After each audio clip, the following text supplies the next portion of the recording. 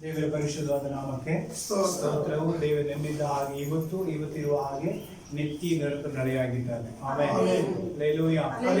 ಚೆನ್ನಾಗಿದ್ದೀರಾ? ಸಂತೋಷವಾಗಿದ್ದೀರಾ? ಆರೋಗ್ಯವಾಗಿದ್ದೀರಾ? ಕರ್ತನಲ್ಲಿ ಯಾವಾಗಲೂ ಹೆಂಗಿರ್ಬೇಕಂತೆ? ಸಂತೋಷವಾಗಿರಬೇಕು. ಅವನೊಂದು ವಾಕ್ಯವನ್ನು ಕೂಡ ನಾವು ಓದಿಕೊಳ್ಳೋಣ. ಜ್ಞಾನೋಕ್ತಿಗಳು ಬರೆದಂತ ಜ್ಞಾನೋಕ್ತಿಗಳು 4ನೇ ಅಧ್ಯಾಯ 25ನೇ ವಚನವನ್ನು ಓದಿಕೊಳ್ಳೋಣ. ಜ್ಞಾನೋಕ್ತಿಗಳು 4ನೇ ಅಧ್ಯಾಯ 25ನೇ ವಚನ. ನೆಟ್ಟಗೆ ದೃಷ್ಟಿಸು, ನಿನ್ನ ಕಣ್ಣುಗಳು ನಿನ್ನ ಮುಂದೆಯೇ ಇರಲಿ. ಆಮೆನ್. ಹಲ್ಲೆಲೂಯಾ. ವಾಕ್ಯ ಹೇಳ್ತಾ ಇದೆ, ನೆಟ್ಟಗೆ ದೃಷ್ಟಿಸು, ನಿನ್ನ ಕಣ್ಣುಗಳು ನಿನ್ನ ಮುಂದೆಯೇ ಇರಲಿ. ನೋಡ್ಲಿಕ್ಕೆ ದೇವರು ಸುಂದರವಾದ ಕಣ್ಣುಗಳನ್ನು ಕೊಟ್ಟಿದ್ದಾನೆ. ಹಲ್ಲೆಲೂಯಾ. ಕರೆಕ್ಟಾ? ಅದು ಕಣ್ಣುಗಳು ನೋಡ್ರೆ ಒಬ್ಬೊಬ್ಬರಿಗೆ ಒಂದೊಂದು ರೀತಿ ಇರುತ್ತೆ. ಆದ್ರೆ ದೇವರು ಆ ಕಣ್ಣನ್ನು ಸುಂದರವಾಗಿ ಕೊಟ್ಟಿದ್ದಾನೆ. ಹಲ್ಲೆಲೂಯಾ. ಹೌದಲ್ಲ? ಅದು ನಮ್ಮ ಭಾರತೀಯರಿಗಂತೂ ಕಣ್ಣುಗಳು ತುಂಬಾ ಚೆನ್ನಾಗಿದೆ. ಹಲ್ಲೆಲೂಯಾ. ಅಂದ್ರೆ ಬೇರೆ ಬೇರೆ ದೇಶಗಳು ನೋಡ್ರಿ, ಅದು ಚೈನೀಸ್, ಜಪಾನೀಸ್ ಎಲ್ಲ ನೋಡುವಾಗ ಕಣ್ಣು ಈಟೆ ಇರುತ್ತೆ, ಹಿಂಗಿರುತ್ತೆ. ಅಂದ್ರೆ ಇದು ಹಿಂಗೆ ಹೇಳೋದು ಹಿಂಗಿರುತ್ತೆ. ಆದ್ರೆ ನಮ್ಮ ಭಾರತೀಯರಿಗೆ ಮಾತ್ರ ಕಣ್ಣುಗಳು ಹೆಂಗಿರುತ್ತೆ? ತುಂಬಾ ಚೆನ್ನಾಗಿದೆ. ಆದ್ರೆ ದೇವರ ವಾಕ್ಯ ಅದೇ ರೀತಿ ಹೇಳ್ತಾ ಇದೆ, ನಿನ್ನ ಕಣ್ಣುಗಳು ನಿನ್ನ ಮುಂದೆನೇ ಇರಲಿ, ನೆಟ್ಟಿಗೆ ದೃಷ್ಟಿಸು. ಆಮೇಲೆ ನಮ್ಮ ದೃಷ್ಟಿ ಹೆಂಗಿರಬೇಕು? ಸೀದಾಗಿರಬೇಕು. ಹಲ್ಲೆಲೂಯಾ. ಯಾಕಂದ್ರೆ ದೃಷ್ಟಿಸುವಂತ ದೃಷ್ಟಿಗಳು ಯಾವಾಗಲೂ ಒಳ್ಳೆ ರೀತಿಯಲ್ಲಿ ಇರಬೇಕು ಎಂಬುದಾಗಿ ಅರ್ಥ. ನೆಟ್ಟಗಿರ್ಲಿ ಅಂದ್ರೆ ಏನದು? ಒಳ್ಳೆ ರೀತಿಯಲ್ಲಿ ನೋಡುವಂತ ಅರ್ಥ. ನಿನ್ನ ಕಣ್ಣುಗಳು ಸರಿಯಾಗಿ ನೋಡ್ತಾ ಇರಲಿ, ನಿನ್ನ ಕಣ್ಣುಗಳು ಮುಂದೆ ನೋಡ್ತಾ ಇರಲಿ. ಒಂದು ವೇಳೆ ಕಣ್ಣು ಮುಚ್ಕೊಂಡು ನಡಿ ಅಂತ ನಡಿಲಿಕ್ಕೆ ಆಗತ್ತಾ? ತೆಗ್ಗು ಎಲ್ಲಿದೆ ಅಂತ ಗೊತ್ತಾಗೋದಿಲ್ಲ, ಎಲ್ಲಿ ನಾವು ಕೆಡವೆ ಬಿಡುತ್ತೇವೆ ಅಂತ ಗೊತ್ತಿರೋದಿಲ್ಲ. ಆದ ಕಾರಣ ದೇವರು ನೋಡಿ ಮಾಡಿ ನಡಿಲಿಕ್ಕಾಗಿ ಕಣ್ಣುಗಳನ್ನ ಕೊಟ್ಟಿದ್ದಾನೆ. ಆದ ಕಾರಣ ನೆಟ್ಟಿಗೆ ದೃಷ್ಟಿಸು. ಹಲ್ಲೆಲೂಯಾ. ಒಂದು ವಾಕ್ಯ ಇದೆ ಮತ್ತಾಯನ ಪುಸ್ತಕದಲ್ಲಿ 6ನೇ ಅಧ್ಯಾಯದಲ್ಲಿ 22ನೇ ವಚನ. ಮತ್ತಾಯ 6ನೇ ಅಧ್ಯಾಯ 22ನೇ ವಚನ.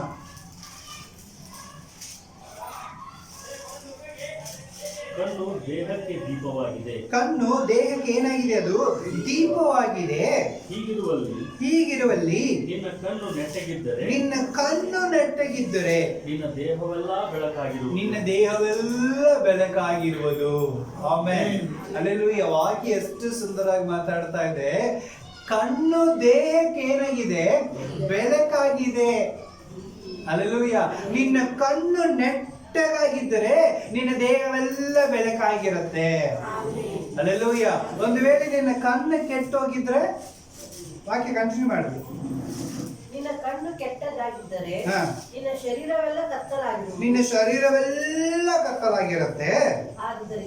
ಆದದರಿಂದ ನಿನ್ನಲ್ಲಿರುವಂತ ಬೆಳಕೆ ಕತ್ತಲಾಗಿರುವುದಾದರೆ ಆ ಕತ್ತಲು ಎಷ್ಟೋ ಅಧಿಕವಾದದ್ದಾಗಿರುವುದು. ಆಮೆನ್. ಅರ್ಥ ಆಯ್ತಲ್ಲ ಪ್ರಿಯರೇ? ಹಲ್ಲೆಲೂಯಾ.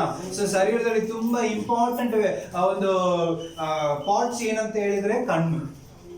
ನಿನ್ನ ಕಣ್ಣು ನೆಟ್ಟಗಾಗಿದ್ದರೆ, ನಿನ್ನ ಕಣ್ಣು ಸರಿಯಾಗಿರೋದಾದ್ರೆ ನಿನ್ನ ದೇಹವೆಲ್ಲ ಸರಿಯಾಗಿ ಇರುತ್ತೆ. ನಿನ್ನ ಕಣ್ಣು ಕೆಟ್ಟದಾಗಿದ್ದರೆ ನಿನ್ನ ದೇಹ ಎಲ್ಲ ಕತ್ತಲಾಗಿರುತ್ತೆ. ಆಮೇಲೆ ಹಲ್ಲೆಲೂಯಾ. ನಾವು ಕತ್ತಲಾಗಿರೋದು, ಬೆಳಕಾಗಿರೋದು ನಮ್ಮ ಕಣ್ಣಿಂದಲೇ ಇದೆ ಎಂಬುದಾಗಿ ದೇವರು ಹೇಳ್ತಾ ಇದ್ದಾನೆ. ಹಲ್ಲೆಲೂಯಾ. ಅದಕ್ಕೆ ನೆಟ್ಟಗಾಗಿ ನೋಡುವಂತ ದೇವರು ವಾಕ್ಯ ಇದೆ. ನಿನ್ನ ಕಣ್ಣಿನಿಂದ ಮುಂದೆ ಇರಲಿ. ಯಾವಾಗಲೂ ಕಣ್ಣನ್ನು ಹಿಂದಿಟ್ಕೊಂಡು ಮಾತಾಡಬೇಡ. ಒಬ್ಬರ ಮುಖ ನೋಡಿ ಮಾತಾಡ್ತಿದ್ದೀವಿ ಅಂದ್ರೆ ಅವ್ರ ಕಣ್ಣನ್ನು ನೋಡಿ ಮಾತಾಡಬೇಕು. ಆಮೇಲೆ ಅರ್ಥ ಆಯ್ತಲ್ಲ? ಸೊ ಯಾರ ಹತ್ರ ಮಾತಾಡ್ತೀವಿ ಅಂದ್ರೆ ಎಲ್ಲಿ ನೋಡಿ ಮಾತಾಡ್ಬೇಕಂದ್ರೆ ನಾವು ಅವ್ರ ಕಣ್ಣನ್ನ ನೋಡಿ ನಾವೇನ್ ಮಾಡ್ಬೇಕು? ಮಾತಾಡ್ಬೇಕು. ಅದೇ ಕರೆಕ್ಟ್. ಅವನ ಕಣ್ಣೇ ತೋರಿಸಿಕೊಡತ್ತೆ ಅವನ್ ಸುಳ್ಳು ಮಾತಾಡ್ತಾನ ಅಥವಾ ಸತ್ಯ ಮಾತಾಡ್ತಾನ ಅಂತ ಹೇಳಿ. ಹಲ್ಲೆಲೂಯಾ. ಅಂದ್ರೆ ತಪ್ಪು ಮಾಡಿದ್ರೆ ಕಣ್ಣನ್ನು ನೋಡೋಂಗಿಲ್ಲ ಮನುಷ್ಯ. ತಪ್ಪು ಮಾಡಿದ್ರೆ ಅವ್ರ ಕಣ್ಣನ್ನು ಏನ್ ಮಾಡೋಂಗಿಲ್ಲ, ಅವ್ರ ಕಣ್ಣನ್ನು ದೃಷ್ಟಿಸಿ ನೋಡ್ಲಿಕ್ಕೆ ಆಗೋದಿಲ್ಲ. ಬೇಕಂದ್ರೆ ಚೆಕ್ ಮಾಡಿ ನೋಡ್ರಿ ನೀವು. ಆಮೇಲೆ ಹಲ್ಲೆಲೂಯಾ. ಒಬ್ಬ ಕಣ್ಣನ್ನು ನೋಡಿ ಮಾತಾಡ್ತಾರಂದ್ರೆ ಅವನ್ ಪರ್ಫೆಕ್ಟ್ ಆಗಿದ್ದಾನಂತ ಅರ್ಥ. ಅದಕ್ಕೆ ಮಾತಾಡುವಾಗ ಯಾವ್ದು ನೋಡ್ಬೇಕು? ನಾವು ಕಣ್ಣನ್ನು ನೋಡಿ ಮಾತಾಡ್ಬೇಕು ಅಂತ ಹೇಳ್ತಾರೆ. ಆಮೇಲೆ ಅದಲ್ಲೂ ಕಣ್ಣು ಅನ್ನೋದು ತುಂಬಾ ಪ್ರೇಷಿಯಸ್ ಪಾರ್ಟ್ಸ್ ಇನ್ ಬಾಡಿ. ಆಮೇಲೆ ಅದಲ್ಲೂ ನಮ್ಮ ಶರೀರದಲ್ಲಿ ತುಂಬಾ ಪ್ರಸಿದ್ಧಿ ಹೊಂದಿದ್ದ ಒಂದು ಒಳ್ಳೆ ಒಂದು ಪಾರ್ಟ್ ಅಂದ್ರೆ ಆ ಅಂಗ ಯಾವ್ದಂದ್ರೆ ಕಣ್ಣು. ಆಮೆನ್. ಹಲ್ಲೆಲೂಯಾ. ಅದಕ್ಕೆ ದೇವರು ಹೇಳ್ತಾ ಇದ್ದಾನೆ, ನಿನ್ನ ಕಣ್ಣು ನೆಟ್ಟಗಾಗಿದ್ದರೆ ನಿನ್ನ ಶರೀರವೆಲ್ಲೂ ಬೆಳಕಾಗಿರುತ್ತೆ. ಹಲ್ಲೆಲೂಯಾ. ನಾವೆಲ್ಲರೂ ಬೆಳಕಿನ ಮಕ್ಕಳು ಎಂಬುದಾಗಿ ದೇವರು ಹೇಳಿದಾನೆ. ಯಾಕಂದ್ರೆ ದೇವರು ಹೇಳಿದ, ನಾನೇ ಈ ಲೋಕಕ್ಕೆ ಬೆಳಕು. ಕರೆಕ್ಟಾ? ಸೊ ದೇವರನ್ನು ದೃಷ್ಟಿಸಲಿಕ್ಕೆ ಬೇಕಾಗಿರೋದು ಈ ಕಣ್ಣುಗಳು. ದೇವರ ಬರೋಣದಲ್ಲಿ ಹೋಗ್ಲಿಕ್ಕೆ ಆತನ ಎದುರು ನೋಡ್ತಾ ಇರೋದು ಯಾವ್ದು? ತವಕ ಪಡ್ತಾ ಇರೋದು ಯಾವ್ದು? ಕಣ್ಣುಗಳು. ಹಲ್ಲೆಲೂಯಾ. ಸೊ ದೇವರ ವಾಕ್ಯ ಮೋಶೆ ಹೇಳ್ತಾರೆ, ನಾನು ನಿನ್ನ ನೋಡಬೇಕು. ಮೋಶೆ ಕೇಳ್ತಾ ನಾನು ನಿನ್ನ ನೋಡಬೇಕು ಅಂದ್ರೆ ಈ ಕಣ್ಣು ಅನ್ನೋದು ಅಷ್ಟು ಇಂಪಾರ್ಟೆಂಟ್ ಆಗ್ಬಿಟ್ಟಿದೆ ನಮ್ಮ ಜೀವಿತದಲ್ಲಿ. ಹಲ್ಲೆಲೂಯಾ. ಅದಕ್ಕೆ ಕಣ್ಣಿನ ಮಬ್ಬಾಗ್ಬಿಟ್ರೆ ಡಾಕ್ಟರ್ ಹತ್ರ ಹೋಗ್ಬಿಡ್ತೀವಿ. ಅಲ್ಲಲ್ವ? ಯಾಕಂದ್ರೆ ಕಣ್ಣು ಇಂಪಾರ್ಟೆಂಟ್, ಸಾಯೋ ತನಕ ಬೇಕಾಗಿದೆ. ಹಲ್ಲೆಲೂಯಾ. ಆದ ಕಾರಣ ನಿನ್ನ ಕಣ್ಣು ನೆಟ್ಟಗಾಗಿದ್ದರೆ ನಿನ್ನ ಶರೀರವೆಲ್ಲವೂ ಏನಾಗಿರುತ್ತೆ? ನೆಟ್ಟಗಾಗಿರುತ್ತೆ. ಆದ ಕಾರಣ ಪ್ರಿಯರೇ, ನೋಡುವಂತ ದೃಷ್ಟಿಯಲ್ಲಿ ನಿನ್ನ ಶುದ್ಧತೆಯನ್ನು ಕಾಪಾಡಿಕೋ. ನೀನ್ ನೆಟ್ಟಗಾಗಿ ನೋಡು, ಪಾಪವನ್ನು ನೋಡಕ್ ಹೋಗ್ಬೇಡ, ತಪ್ಪನ್ನು ನೋಡಕ್ ಹೋಗ್ಬೇಡ. ಹಲ್ಲೆಲೂಯಾ. ಯಾಕಂದ್ರೆ ಎಲ್ಲದಕ್ಕೂ ಮೂಲ ಕಾರಣನೇ ಕಣ್ಣು. ನೀನು ಪಾಪವನ್ನ ಮಾಡ್ಲಿಕ್ಕೆ, ಒಳ್ಳೆದನ್ನ ಮಾಡ್ಲಿಕ್ಕೂ ಕಾರಣವಾಗಿರುವ ಅಂಗ ಯಾವ್ದಂದ್ರೆ ಈ ಕಣ್ಣು. ಆಮೆನ್. ಹಲ್ಲೆಲೂಯಾ. ಯಾಕಂದ್ರೆ ಈ ಕಣ್ಣಿನಿಂದ ಅನೇಕ ನೀತಿವಂತರು, ಅನೇಕ ಬುದ್ಧಿವಂತರು, ಅನೇಕ ವಿಧವಾದ ಪರಿಶುದ್ಧರೆಲ್ಲರೂ ಕೆಟ್ಟು ಹೋಗಿದ್ದಾರೆ. ಆಮೆನ್. ಹಲ್ಲೆಲೂಯಾ. ಅರ್ಥ ಆಯ್ತಲ್ಲ? ಸೊ ಯಾಕಂದ್ರೆ ಈ ಕಣ್ಣು ಅಷ್ಟು ಇಂಪಾರ್ಟೆಂಟ್ ಆಗಿದೆ. ಹಲ್ಲೆಲೂಯಾ. ಉದಾಹರಣೆಗೆ ಹೇಳೋದು ವ್ಯಕ್ತಿಗಳನ್ನ ಬೈಬಲ್ ನೋಡೋಣ. ಈ ಕಣ್ಣಿನಿಂದ ಹಾಳಾಗಿದವರು ಯಾರೆಂಬುದಾಗಿ. ಹಲ್ಲೆಲೂಯಾ. ಫಸ್ಟ್ ವ್ಯಕ್ತಿ ಈ ಜಗತ್ತಿನಲ್ಲಿ ನಮಗೆ ಗೊತ್ತಿರುವಂತ ಫಸ್ಟ್ ಏಕೈಕ ವ್ಯಕ್ತಿ ಯಾರು? ಆದ ಮತ್ತೆ ಹವ್ವ. ಆಮೇಲೆ ಹಲ್ಲೆಲೂಯಾ. ಅವಳು ಕಣ್ಣಿನಿಂದ ಅವಳು ಹಾಳಾದಳು. ಆಮೇಲೆ ಕರೆಕ್ಟಾ? ಫಸ್ಟ್ ತಪ್ಪು ಮಾಡ್ಲಿಕ್ಕೆ ಕಾರಣವಾಗಿದ್ದು ಅವಳನ್ನ ಕಣ್ಣು. ಆಮೇಲೆ ಒಂದು ವೇಳೆ ದೇವರು ಅವರ ಕಣ್ಣನ್ನು ಕೊಟ್ಟಿಲ್ಲ ಅಂದ್ರೆ ಆಕೆ ಹಣ್ಣನ್ನು ನೋಡ್ತಿರ್ತಿಲ್ಲ. ಆಮೇಲೆ ಕರೆಕ್ಟ್ ಅಲ್ಲ? ಆ ಕಣ್ಣಿದ್ದಕ್ಕೆ ಹಣ್ಣನ್ನು ನೋಡಿದ್ಲು, ಆ ಹಣ್ಣಿನಿಂದ ಹಾಳಾದಳು. ಆಮೇಲೆ ಅಲ್ಲೆಲ್ಲೂಯಾ. ವಾಕ್ಯ ಇದೆಲ್ಲ, ವಾಕ್ಯ ಓದಿಕೊಳ್ಳೋಣ. 3ನೇ ಅಧ್ಯಾಯ, ಆದಿಕಾಂಡ 3ನೇ ಅಧ್ಯಾಯ 6ನೇ ವಚನ. ಆದಿಕಾಂಡ 3ನೇ ಅಧ್ಯಾಯ 6ನೇ ವಚನ. ಆಗ ಆ ಸ್ತ್ರೀಯು ಹವ್ವಳು ಆ ಮರದ ಹಣ್ಣು ತಿನ್ನುವುದಕ್ಕೆ ಉತ್ತಮವಾಗಿಯೂ ನೋಡುವುದಕ್ಕೆ ಚೆನ್ನಾಗಿ ಅಬ್ಸರ್ವ್ ಮಾಡ್ರಿ, ನೋಡುವುದಕ್ಕೆ ರಮ್ಯವಾಗಿಯೂ ಜ್ಞಾನೋದಯಕ್ಕೆ ಅಪೇಕ್ಷಿತ ತಕ್ಕದಾಗಿಯೂ ಇದೆ ಎಂದು ತಿಳಿದು ಅದನ್ನು ತೆಗೆದುಕೊಂಡು ತಿಂದಳು. ಅರ್ಥ ಆಯ್ತಲ್ಲ? ನೋಡುವುದಕ್ಕೆ ರಮ್ಯವಾಗಿಯೂ. ಮನುಷ್ಯನ ತಪ್ಪು ಮಾಡ್ಲಿಕ್ಕೆ ಮೂಲ ಕಾರಣವಾಗಿರೋದು ಈ ಕಣ್ಣು. ಅದಕ್ಕೆ ವಾಕ್ಯ ಹೇಳ್ತಾರೆ, ನಿನ್ನ ಕಣ್ಣು ನೆಟ್ಟಿಗೆ ಇರಲಿ. ಆಮೇಲೆ ಯೇಸು ಕೂಡ ಹೇಳಿದಾನೆ, ನಿನ್ನ ಕಣ್ಣು ನೆಟ್ಟಿಗೆ ಇರಲಿ. ಆಮೇಲೆ ನಿನ್ನ ಕಣ್ಣು ಸರಿಯಾಗಿರೋದಾದ್ರೆ ನಿನ್ನ ಶರೀರ ಸರಿಯಾಗಿ ಇರುತ್ತೆ. ನಿನ್ನ ಕಣ್ಣು ನೋಡಿದಾಗ ತಾನೆ ನಿನ್ನ ಶರೀರ ಪಾಪ ಮಾಡುತ್ತೆ. ಈ ಕಣ್ಣು ನೋಡಿದೇ ತಾನೆ ಮನಸ್ಸು ಇಚ್ಛೆ ಪಡ್ತಾ ಇರುತ್ತೆ. ಈ ಕಣ್ಣು ನೋಡಿದೇ ತಾನೆ ಹೋಗಿ ತಗೊಂಡ್ ಬರ್ಬೇಕಂತ ಮನಸ್ಸು ಮಾಡುತ್ತೆ. ಆದ ಕಾರಣ ನಿನ್ನ ಕಣ್ಣು ನೆಟ್ಟಿಗೆ ಇರಲಿ. ಹಲ್ಲೆಲೂಯಾ. ಅವಳ ಜೀವಿತದಲ್ಲಿ ಆಶೀರ್ವಾದವನ್ನು ಕಳೆದುಕೊಳ್ಳಿ ಕಾರಣವಾಗಿದ್ದು ಯಾವ್ದಂದ್ರೆ ಆ ನೋಡುವಂತ ಕಣ್ಣು. ಅದು ನೋಡ್ರಿ, ಆ ಕಣ್ಣಿನಿಂದ ನೋಡ್ತಾಳೆ, ಈ ಹಣ್ಣು ನೋಡೋದಕ್ಕೆ ರಮ್ಯವಾಗಿದೆ. ಆಮೇಲೆ ಮುಗಿದೋಯ್ತು ಅಲ್ಲಿಗೆ. ಹಲ್ಲೆಲೂಯಾ. ರಮ್ಯವಾಗಿದೆ ಅಂದ್ರೆ ದೇವರನ್ನ ತಿನ್ನಬೇಡ ಅಂತ ಹೇಳಿದ, ಕರೆಕ್ಟಾ? ಅದನ್ನ ಮುಟ್ಟಬೇಡ ಅಂತ ಹೇಳಿದ. ಆದ್ರೆ ಆ ಕಣ್ಣು ಏನ್ ಮಾಡ್ತಾ ಇದೆ? ಅದು ನೋಡುವಾಗ ಅಟ್ರಾಕ್ಟ್ ಮಾಡ್ತಾ ಇದೆ, ಕರೆಕ್ಟಾ? ಸೊ ಹಾಗಾಗಿ ಏನ್ ಮಾಡ್ತೀವಿ? ಆಟೋಮೆಟಿಕ್ ಆಗಿ ನಮ್ಮ ಕಣ್ಣು ನಮ್ಮ ಮನಸ್ಸಿಗೆ ಸಿಗ್ನಲ್ ಕೊಡುತ್ತೆ, ನಮ್ಮ ಮನಸ್ಸು ತಲೆಗೆ ಸಿಗ್ನಲ್ ಕೊಡುತ್ತೆ, ತಲೆ ಕೈಗೆ ಸಿಗ್ನಲ್ ಕೊಡುತ್ತೆ, ಕೈ ಕಾಲಿಗೆ ಸಿಗ್ನಲ್ ಕೊಡುತ್ತೆ. ಹಾಗಾಗಿ ಒಂದೊಂದು ಈ ಕಣ್ಣಿನಿಂದ ಹಾಳಾಗಿ ಹೋಗುತ್ತೆ. ಅದಕ್ಕೆ ನಿನ್ನ ಕಣ್ಣು ಸರಿಯಾಗಿದ್ದರೆ ಶರೀರ ಸರಿಯಾಗಿರುತ್ತೆ. ನಿನ್ನ ಕಣ್ಣು ಕೆಟ್ಟದಾಗಿದ್ದರೆ ಟೋಟಲ್ ಶರೀರ ಏನಾಗತ್ತೆ? ಕೆಟ್ಟು ಹೋಗ್ಬಿಡತ್ತೆ, ಕತ್ತಲಾಗ್ಬಿಡತ್ತೆ. ಕತ್ತಲೆ ಅನ್ನೋದು ಪಾಪ, ಕತ್ತಲೆ ಅನ್ನೋದು ಶಾಪ, ಕತ್ತಲೆ ಅನ್ನೋದು ಸೈತಾನ. ಕರೆಕ್ಟಾ? ಕತ್ತಲನ್ನು ಯಾರು ಇಷ್ಟಪಡೋದಿಲ್ಲ, ಬೆಳಕನ್ನು ಎಲ್ಲರೂ ಇಷ್ಟಪಡುತ್ತಾರೆ. ಪಾಪ ನಡೆಯುವುದೆಲ್ಲ ಎಲ್ಲಿ? ಕತ್ತಲೆಯಲ್ಲೇ. ಹಲ್ಲೆಲೂಯಾ. ಅಂದಮೇಲೆ ಈ ಕಣ್ಣು ಒಂದು ವೇಳೆ ಪಾಪ ಮಾಡ್ಲಿಕ್ಕೆ ಮುಂದೆ ಹೋಗ್ತಾ ಇದೆ ಅಂದ್ರೆ ನಮ್ಮ ಶರೀರ ಪೂರ್ತಿ ಕತ್ತಲಾಗಿದೆ ಅಂತ ಅರ್ಥ. ಆಮೇಲೆ ಹಲ್ಲೆಲೂಯಾ. ಅರ್ಥ ಆಯ್ತಲ್ಲ? ನೋಡೋದಿಗೆ ರಮ್ಯವಾಗಿದೆ. ನೋಡಿದ್ಲು, ತಗೊಂಡ್ಲು, ಅಷ್ಟೇ. ಯಾರು ಹೋಗಿ ಕೊಟ್ಲು? ಗಂಡನಿಗೆ ಕೊಟ್ಲು. ಅವನು ತಿಂದ, ಈಗೇನು ತಿಂದ್ಲ. ಅಲ್ಲಿ ತನಕ ಚೆನ್ನಾಗಿದ್ದ ಜೀವಿತ, ಅಲ್ಲಿ ತನಕ ಬೆಳಕಾಗಿದ್ದಂತ ಜೀವಿತ, ಅಲ್ಲಿ ತನಕ ಸುಂದರವಾಗಿದ್ದಂತ ಜೀವಿತ ಆ ಕಣ್ಣಿನಿಂದ ಏನಾಯ್ತು? ನಾಶನವಾಯಿತು ಪ್ರಿಯರೇ. ಹಲ್ಲೆಲೂಯಾ. ದೇವರಲ್ಲಿ ಬರ್ತಾ ಇದ್ದಾರೆ, ವಾಕ್ಯದಲ್ಲಿ ನೋಡ್ತೀವಿ ನಾವು. ದೇವರು ಆ ಒಂದು ಸಂಜೆ ತಂಪಿನಲ್ಲಿ ಏನ್ ಮಾಡ್ತದಂತೆ? ಆ ತೋಟದಲ್ಲಿ ಬರ್ತಾ ಇರುವಾಗ ಏನಾಯ್ತು? ತಾವು ಬೆತ್ತಲೆಯಾಗಿದ್ದೀವಿ ಎಂಬುದಾಗಿ ದೇವರಿಗೆ ಮುಖ ತೋರಿಸ್ಲಿಕ್ಕಾಗದೆ ಅಡಗಿಕೊಂಡ್ರು. ಆಮೇಲೆ ಒಂದು ವೇಳೆ ತಪ್ಪು ಮಾಡಲಿಲ್ಲ ಅಂದ್ರೆ ದೇವರನ್ನು ಮುಖಾಮುಖಿಯಾಗಿ ನೋಡ್ತಿದ್ರು. ಮಾತಾಡ್ತಿದ್ರು, ದೇವರ ಹತ್ರ ಕುತ್ಕೊಳ್ತಿದ್ರು. ಅಲ್ಲೂಯ್ಯ. ಆದ್ರೆ ಆ ಕಣ್ಣಿನಿಂದ ಏನ್ ಮಾಡಿದ್ರು, ಆ ಹಣ್ಣು ನೋಡಿ ಅದು ತಿಂದ ಕಾರಣದಿಂದ ಈಗ ಆ ದೇವರ ನೋಡ್ಲಿಕ್ಕೆ ಆಗ್ತಾ ಇಲ್ಲ. ತಪ್ಪು ಮಾಡುವ ಮನುಷ್ಯ ನೋಡ್ಲಿಕ್ಕೆ ಆಗೋಂಗಿಲ್ಲ ಪ್ರಿಯರೇ. ಆ ಒಂದು ಗಿಲ್ಟಿ ಫೀಲ್ನೆಸ್ ಇರುತ್ತೆ ಒಳಗೆ. ಆಮೇಲೆ ಅಲ್ಲೆಲ್ಲೂಯ್ಯ, ನಾವು ತಪ್ಪು ಮಾಡಿದ್ದೀವಿ ಎಂಬುದಾಗಿ. ಅಲ್ಲೆಲ್ಲೂಯ್ಯ. ಅದಕ್ಕೆ ಸುಂದರವಾದ ಆಶೀರ್ವಾದವನ್ನ ಅವುಗಳ ಕುಟುಂಬ ಕಳೆದುಕೊಂಡು ಬಿಡುತ್ತೆ. ಆಮೇಲೆ ಅಲ್ಲೆಲ್ಲೂಯ್ಯ. ಕರೆಕ್ಟ್ ಅಲ್ಲ? ದೇವರಲ್ಲಿ ಅವರು ಭೇಟಿಯಾಗಬೇಕು ಬರ್ತಾ ಇದ್ದಾರೆ, ಅವರೆಲ್ಲ ಏನ್ ಮಾಡ್ತಾರೆ, ಅಯ್ಯಯ್ಯೋ ದೇವರು ಬರ್ತಾ ಇದ್ದಾರೆ ಅಂತ ಹೋಗಿ ಅಡಗಿಕೊಳ್ಳುತ್ತಾರೆ. ಆಮೇಲೆ ಎಷ್ಟು ದೊಡ್ಡ ಪಾಪಿ ಅಲ್ಲ. ಆಮೇಲೆ ನಾವೆಂದ್ರೆ ಹಿಂಗೆ ಮಾಡ್ತೀವಿ. ದೇವರ ನಮ್ಮನ್ನು ನೋಡ್ಬೇಕು, ನಮ್ಮನ್ನು ಆಶೀರ್ವದಿಸ್ಬೇಕು, ನಮಗೆ ಕೊಡಬೇಕು, ನಮ್ಮ ಹತ್ರ ಪ್ರೀತಿ ತೋರಿಸ್ಬೇಕಂತ ದೇವ್ರು ಬರ್ತಾ ಇದ್ದಾನೆ. ನಾವು ನಮ್ಮ ತಪ್ಪುಗಳಿಂದ ದೇವರ ಕಡೆಯಿಂದ ನಾವು ದೂರ ದೂರ ದೂರ ದೂರ ಹೋಗಿ ಅಡಗಿಕೊಳ್ಳುತ್ತೇವೆ. ಆಮೇಲೆ ಅಲ್ಲೆಲ್ಲೂಯ್ಯ. ಯಾಕಂದ್ರೆ ನಿಜವಾಗ್ಲೂ ಈಗ ನೋಡ್ರಿ, ಸಭೆ ಅನ್ನೋದು ಹೆಂಗಾಗ್ಬಿಟ್ಟಿದೆ, ಅವರು ಒಂದು ಕಾಲದಲ್ಲಿ ಅಯ್ಯೋ ತಾವು ಬೆತ್ತಲೆಯಾಗಿದ್ದೀವಿ ಅಂತ ದೇವರಿಗೆ ತಮ್ಮ ಮೈಯನ್ನು ತೋರಿಸ್ಕೊಳ್ಳಿಕ್ಕಾಗದೆ ಅಡಗಿಕೊಂಡ್ರು. ಆವಾಗ ದೇವರೇ ಏನ್ ಮಾಡಿದ್ರು, ಅವರಿಗೆ ಬಟ್ಟೆಯನ್ನ ಏನ್ ಮಾಡಿದ್ರು, ಹೊದಿಸಿ ಕೊಟ್ರು ಎಂಬುದಾಗಿ ನೋಡುತ್ತೇವೆ. ಆಮೇಲೆ ಬಟ್ಟೆ ಅನ್ನೋದು ಮಾನವನ್ನ ಕಾಪಾಡತ್ತೆ, ಮರ್ಯಾದೆಯನ್ನು ಮುಚ್ಚತ್ತೆ. ಕರೆಕ್ಟಾ? ಆದ್ರೆ ಈಗ ನೋಡ್ರಿ, ಅನೇಕ ಸಿಟಿಗಳಲ್ಲಿ ಚರ್ಚಿನಲ್ಲಿ ಹೋಗಿ ನೋಡ್ರಿ, ಎಂತೆಂತ ಬಟ್ಟೆ ಹಾಕೊಂಡು ಬರ್ತಾರೆ. ಅವ್ರು ದೇವ್ರು ನೋಡಕ್ ಬರ್ತಾ ಇದಾರೋ ಯಾರು ನೋಡಕ್ ಬರ್ತಾರೋ ಅಂತ ಗೊತ್ತೇ ಇರಲಿಲ್ಲ. ಆಮೇಲೆ ಹಲ್ಲೆಲೂಯಾ. ಅಂದ್ರೆ ಒಂದು ಕಾಲದಲ್ಲಿ ದೇವರು ಏನ್ ಮಾಡಿದ್ರು, ಆ ಮಾನ ಮರ್ಯಾದೆಯನ್ನು ಕಾಪಾಡಿಕೊಳ್ಳಿಕ್ಕೆ ಬಟ್ಟೆಯನ್ನು ತಾನೇ ಕೊಟ್ಟಿದ್ರು. ಅಂದ್ರೆ ಅದನ್ನ ನಾವು ಹೆಂಗ್ ಇಟ್ಕೋಬೇಕು, ಅದನ್ನ ಕೇಳಿದ್ ನೀನೇ ತಾನೆ. ನಾವು ಬತ್ತಲೆಯಾಗಿದ್ದೀವಿ ಅಂತೇಳಿ ಅಡಗಿಕೊಂಡು ಕೇಳಿದ್ಯಾರು? ನಾವೇ. ಅಂದ ಮೇಲೆ ಅದಕ್ಕೊಂದು ದೇವರು ಏನ್ ಮಾಡಿದ್ರು, ಅನುಕೂಲ ಮಾಡಿಕೊಟ್ರು. ಈಗ ಏನ್ ಮಾಡ್ಬಿಟ್ಟಿದ್ದಾರೆ, ದೇವರಿಗೆ ನಾವು ಏನು ಕೇಳೋಂಗಿಲ್ಲ, ದೇವರು ನೋಡೋ ಮನಸ್ಸನ್ನಷ್ಟೇ ಅಂತ ಹೇಳಿ ಬಟ್ಟೆ ಬಿಚ್ಕೊಂಡು ಅಡ್ಡಾಡ್ತಾರೆ. ಹಲ್ಲೆಲೂಯಾ. ಬಟ್ಟೆ ಬಿಚ್ಕೊಂಡು ಅಡ್ಡಾಡ್ತಾರೆ. ಅಪ್ಪ ಕಣ್ಣು ಸುಮ್ಮನೆ ಇರತ್ತಾ? ಪಾಪ ಮಾಡ್ಲಿಕ್ಕೆ ಅನುಕೂಲ ಮಾಡಿಕೊಡೋದು ನಾವೇ ಪ್ರಿಯರೇ. ಹಲ್ಲೆಲೂಯಾ. ಆದ್ರೆ ದೇವರ ಮಕ್ಕಳು ಎಂತ ಒಂದು ಸ್ಥಿತಿ ಬಂದ ನಮ್ಮ ಕಣ್ಣು ನೆಟ್ಟಗೆ ಇರಬೇಕು. ಆಮೇಲೆ ಯಾವುದನ್ನು ನೋಡಿ ನಾವು ಏನ್ ಮಾಡಬಾರದು, ಇಷ್ಟಪಡಬಾರದು. ಯಾವುದನ್ನು ನೋಡಿ ನಾವು ಏನ್ ಮಾಡಬಾರದು, ಪಾಪ ಮಾಡಬಾರದು. ನನ್ನ ಕಣ್ಣು ನನ್ನ ಮುಂದೆ ಇರಬೇಕು. ಆಮೇಲೆ ಹಲ್ಲೆಲೂಯಾ. ಅರ್ಥ ಆಯ್ತಲ್ಲ? ನಿನ್ನ ಕಣ್ಣು ನೆಟ್ಟಗೆ ಇರಬೇಕು. ಸೊ ನೋಡ್ರಿ, ಅವ್ರು ಆ ಹಣ್ಣನ್ನು ನೋಡಿದಳು, ಆಶೀರ್ವಾದನ ಕಳೆದುಕೊಂಡು ಏನೇನು ತೋಟವನ್ನೇ ಬಿಟ್ಟು ಹೊರಗೆ ಬಂದ್ಲು, ಶಾಪವನ್ನು ಹೊಂದಿಕೊಂಡ್ಲು ಪ್ರಿಯರೇ. ಆಶೀರ್ವಾದ ಕಳೆದುಕೊಂಡ್ರೆ ಮಾತ್ರ ತಪ್ಪಿಲ್ಲ, ಆಶೀರ್ವಾದವನ್ನು ಹೋಯ್ತಂದು ಬಿಟ್ಟು ಬಿಡುವುದು. ಅದರಿಂದ ಅವ್ರು ಶಾಪವನ್ನು ಹೊಂದಿಕೊಂಡ್ರು. ಆಮೇಲೆ ಹಲ್ಲೆಲೂಯಾ. ಸೊ ಗಂಡಸರಿಗೊಂದು ಶಾಪ, ಹೆಂಗಸರಿಗೊಂದು ಶಾಪ ಅಂತ ಹೇಳಿ ಆ ಸುಂದರವಾದ ಏನೇನು ತೋಟ ಆಶೀರ್ವಾದವನ್ನೇ ಕಳೆದುಕೊಂಡ ತೋಟವನ್ನು ಬಿಟ್ಟು ದೇವರು ಏನ್ ಮಾಡಿದ್ರು, ಅವ್ರನ್ನ ಹೊರಗಾಗಿ ಆ ತೋಟವನ್ನು ಹೈಡ್ ಮಾಡಿಬಿಟ್ರು ದೇವರು. ಆಮೇಲೆ ಹಿಂಗೆ ನಮ್ಮ ಆಶೀರ್ವಾದಗಳೆಲ್ಲ ಹೈಡ್ ಆಗ್ಲಿಕ್ಕೆ ಕಾರಣ ಯಾರಂದ್ರೆ ನಾವು ನೋಡುವಂತ ಕಣ್ಣುಗಳು. ಆಮೇಲೆ ಅಲ್ಲೆಲ್ಲೋ ಎರಡನೇದಾಗಿ ಒಂದು ವ್ಯಕ್ತಿ ಇದ್ದಾನೆ, ನಮಗೆ ತುಂಬಾ ಪರಿಚಯದ ವ್ಯಕ್ತಿ. ಸೊ ಇಂಪ್ರೆಷನ್ ಆಗಿರುವಂತ ಒಂದು ವ್ಯಕ್ತಿ. ಯಾವಾಗ್ಲೂ ಅವ್ರು ನೋಡುವಾಗ ನಮಗೆ ಆಸಕ್ತಿ ಬರುತ್ತೆ. ಕೃಪೆಗೆ ಒಳ್ಳೆ ಉದಾಹರಣೆ ಅಂದ್ರೆ ಅವನ್ನ ತಗೊಳ್ಳುತ್ತೇವೆ. ಆಮೇಲೆ ಹಲ್ಲೆಲೂಯ.